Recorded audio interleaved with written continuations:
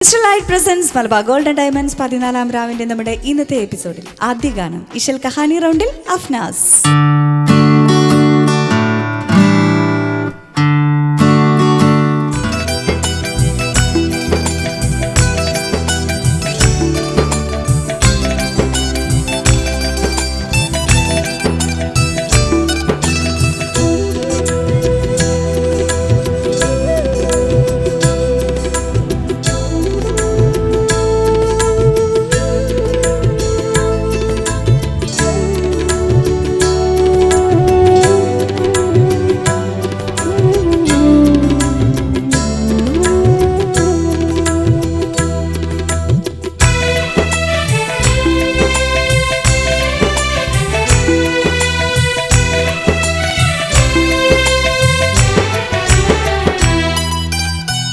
തിരുവിൽ നിന്നൊരു ബാലൻ എരിയുന്ന വയറോടെ കരയുന്നു വാവിട്ട്. പെരുന്നാൾ സുദിനത്തിൽ ബേജാറിലായല്ലോ തിരുമേനി അതു കേട്ട്, തിരുമേനി അതു കേട്ട്. തെരുവിൽ നിന്നൊരു ബാലൻ എരിയുന്ന വയറോടെ കരയുന്നു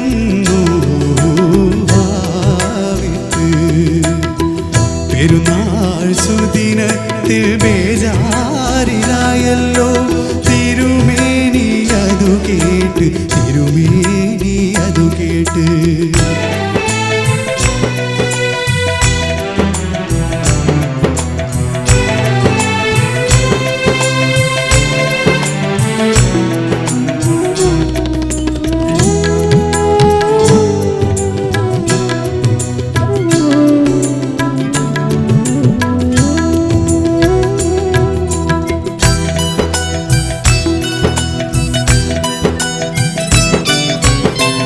അലിവിൻ്റെ ബഹർ പോല ഹൃദയം തുടിക്കുന്നു, അതിവേഗം ചെന്നിട്ടാമോനെ എടുക്കുന്നു.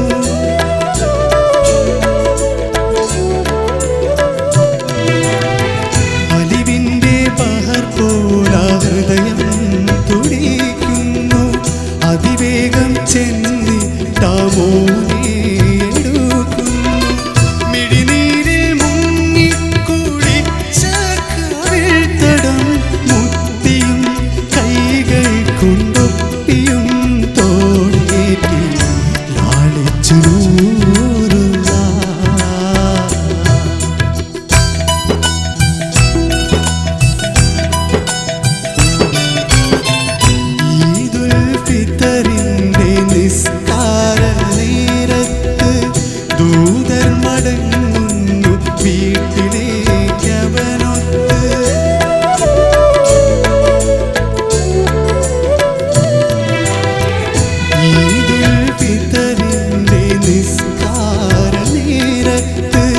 ദൂതർ മടങ്ങുന്നു വീട്ടിലേക്കവനൊത്ത്. ഇത് കണ്ടിട്ടായിഷ ബീവിയാൽ അത്ഭുതം പൊങ്ങുന്നു, സംശയം തിങ്ങുന്നു. ആരാണി ആരാണി പൂമ്പൈതൽ.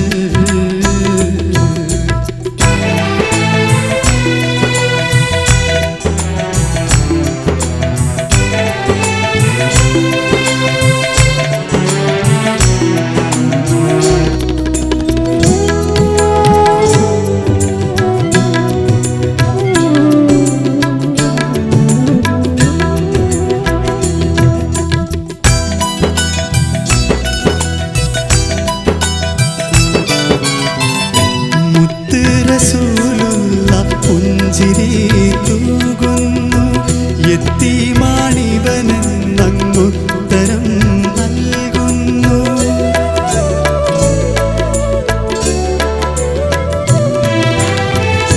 മുത്ത് റസൂലുള്ള പുഞ്ചിരി തൂകുന്നു, യത്തീമാണിവനെന്നങ്ങുത്തരം നൽകുന്നു. വെക്കം കുളിപ്പിച്ചുടുപ്പും ധരിപ്പിച്ചു, ഭക്ഷണം നൽകുന്നു തൽക്ഷണം കുഞ്ഞുമ്മ വേദാന്തർ പോ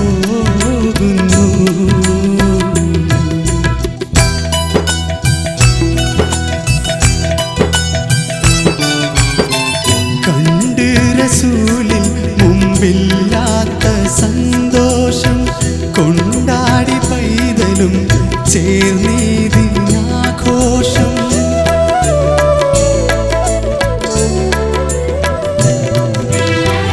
കണ്ട് റസൂലിൻ മുമ്പില്ലാത്ത സന്തോഷം, കൊണ്ടാടി പൈതലും ചേർന്നീതിനാഘോഷം. കാര്യം ഗ്രഹിച്ച സഹാബാക്കളോതുന്നേ മർത്യരിൽ ഇത്രമേലുത്തമൻ മറ്റാര് മെഹമൂദല്ലാതെ.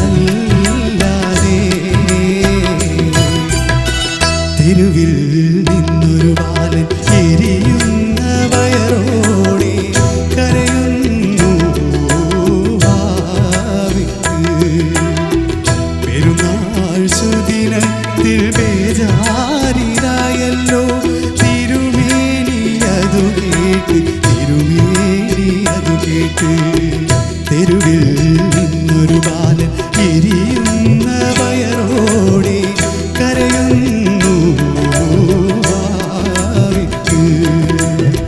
പെരുന്നാൾ സുദിനത്തിൽ ബേജാരിലായല്ലോ തിരുമേനി അതു കേട്ട്, തിരുമേനി അതു കേട്ട്, തിരുമേനി അതു കേട്ട്, തിരുമേനി അതു കേട്ട്, തിരുമേനി അതു കേട്ട്, തിരുമേനി അതു കേട്ട്. അഫ്നാസ്, ഹായ്. ഇശൽ കഹാനി റൗണ്ടിലെ സോങ് ആയിരുന്നു. ശരിക്കും ഈ ഒരു റൗണ്ടിനോട് നീതി പുലർത്താൻ പറ്റി ഈ ഒരു സോങ് സെലക്ഷൻ. ശരിക്കും ഒരു കഥ, നല്ലൊരു എന്താണ്, അനാഥരെ സംരക്ഷിക്കുക അല്ലേ, ആ ഒരു ഉത്തമ മാതൃകയാണ് നബി ചെയ്തൊരു, സ്വന്തം ജീവിതത്തിലൂടെ ചെയ്തൊരു കാര്യമാണ് ഈ ഒരു സോങ്ങിൽ പറയുന്നത്. നല്ല ആ കഥ പറയുന്ന ആ ഒരു ടോണിനനുസരിച്ചിട്ടുള്ളൊരു മ്യൂസിക്കും നല്ല ഫീൽ ചെയ്ത് എനിക്ക് ഒരുപാട് ഇഷ്ടമായി പാട്ട്. ഇത് ആരാ ട്യൂൺ ചെയ്തിരിക്കണേ? അഷ്റഫ് മഞ്ചേരിക്ക. അഷ്റഫ് മഞ്ചേരി. എഴുതിയിരിക്കുന്നത് ബാപ്പു വാവാടുക്ക. ബാപ്പു വാവാട് നമ്മുടെ ഗസ്റ്റായിട്ട് വന്നിട്ടുണ്ടല്ലോ അല്ലേ? ഓക്കെ. ഇത് മുന്നേ പാടിയിട്ടുണ്ടോ ഈ ഒരു സോങ്? ഇല്ല, ആദ്യമായിട്ട് 14-ാം രാവിന് വേണ്ടിയിട്ട് ചെയ്തതാണ് ഈ ഒരു സോങ്.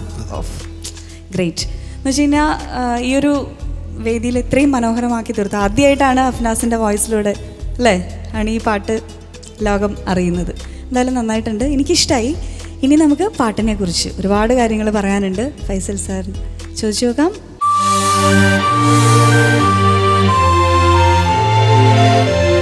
ഇതിനു വേണ്ടി കമ്പോസ് ചെയ്ത പാട്ടാണ്. ഒരുപാടൊന്നും എനിക്ക് പറയാൻ പറ്റില്ല. ഞാൻ ഈ കഥ പറയാം. കാര്യം എന്താണെന്ന് ചോദിച്ചാൽ ഇതിനു വേണ്ടി ചെയ്യുന്ന പാട്ടിന് നമുക്കൊരു പ്ലസ് ഉള്ള എന്താ ചോദിച്ചാൽ, ഇപ്പം മാപ്പിളപ്പാട്ട് മേഖലയിൽ ഒരുപാട് പാട്ടുകളുണ്ട്.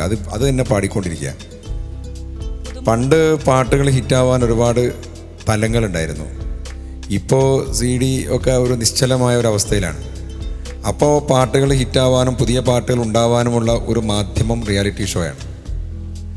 അതുകൊണ്ട് തന്നെ റിയാലിറ്റി ഷോയിൽ മുമ്പ് പലരും പാടി വെച്ച പാട്ട് ഇങ്ങനെ ആവർത്തിച്ച് പാടുക എന്നതിനപ്പുറം പുതിയൊരു പാട്ട് ഈ പാട്ട് പ്രസ്ഥാനത്തിന് സമ്മാനിക്കുക എന്നുള്ളതാണ് അഫ്നാസ് ചെയ്ത ഏറ്റവും വലിയൊരു പുണ്യം. നമ്മുടെ 14-ാം രാവിന്റെ വിജയം അല്ലേ? അതെ. അതുകൊണ്ട് തന്നെ അതിൽ ഞാൻ അഭിനന്ദിക്കുകയാണ്. പിന്നെ ഇത് പ്രവാചക തിരുമേനി സല്ലല്ലാഹു അലൈഹി വസല്ലമ തങ്ങൾ നബി പെരുന്നാൾ ദിവസം തെരുവിലൊരു ബാലൻ കിടന്ന് കരയുന്നത് കാണുക. ആ ബാലൻ ആരും നോക്കാനില്ലാത്ത ആ ബാലനെ എടുത്തുകൊണ്ടുപോയി വീട്ടിൽ കൊണ്ടുപോയി കുളിപ്പിച്ച് തോളിലെടുത്തുകൊണ്ടെന്ന് പ്രത്യേകം പറയുന്നുണ്ട്. പിഞ്ചു കുഞ്ഞിനെ തോളിലെടുത്തുകൊണ്ട് വീട്ടിൽ കൊണ്ടുപോയി വസ്ത്രമൊക്കെ ഉടുപ്പിച്ചു. അങ്ങനെ അതിൽ പിന്നെ ഐഷ ബീവി ആരാണെന്ന് ചോദിച്ചു. കാര്യം പറഞ്ഞു. അങ്ങനെ പുതിയ വസ്ത്രമൊക്കെ ഉടുപ്പിച്ചു പെരുന്നാളിൻ്റെ പള്ളിയിലേക്ക് കൊണ്ടുപോവുകയാണ്. അപ്പോൾ റസൂലിൻ്റെ കുട്ടികളോടുള്ള കാരുണ്യം, അനാഥകളോടുള്ള സ്നേഹം, അനാഥകളെ സംരക്ഷിക്കുന്നവനും ഞാനും തമ്മിൽ സ്വർഗത്തിൽ ഈ 2 വിരൽ പോലെ അടുത്തിരിക്കുന്നുണ്ട്. യത്തീമിൻ അത്താണി ഏകിക്കൊണ്ടത്താഴം എത്തിക്കുന്നവർക്കല്ല സ്വർഗത്തിൽ അത്താഴം. അതങ്ങനെ അത്ര കൃത്യമായിട്ട് പറയുന്നുണ്ട്. അങ്ങനെ ഒരുപാട് പാട്ടുകളുണ്ട്.